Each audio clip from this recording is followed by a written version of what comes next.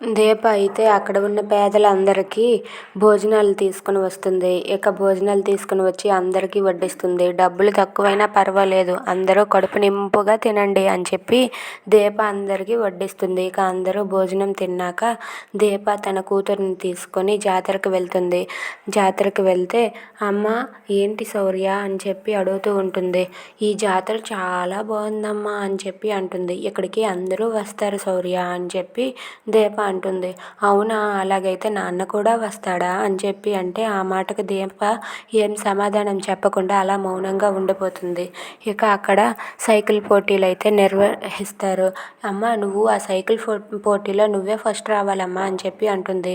Cycle పోటీయే కదా, మనకు అదొక లెక్క, మనమే ఫస్ట్, చూస్తూ ఉండు అని చెప్పి సైకిల్ పోటీలో దీప పాల్గొంటుంది.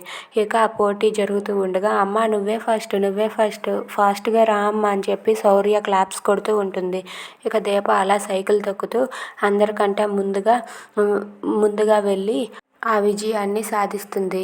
అక్కడ ఉన్న జడ్జిలు ఇలా అంటూ ఉంటారు, ఈ సైకిల్ పోటీ గెలిచిన వారికి బహుమతి ఇవ్వడానికి రాబోతున్నారు డాక్టర్ కార్తీక్ బాబు అని చెప్పి అంటారు. అది విన్న దీప అయితే ఒక్కసారిగా షాక్ అవుతుంది.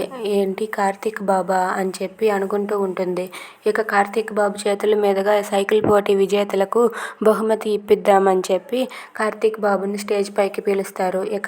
అక్కడికి దీప విజేతగా నిలిచిన దీప కూడా అదే స్టేజ్ పైకి వచ్చి ఒకరికొకరు ఎదురుపడి కార్తీక్ బాబు అయితే దీపకి తన చేతుల మీదుగా బహుమతిని అందిస్తూ ఉంటాడు. If you like this video please like, share and subscribe.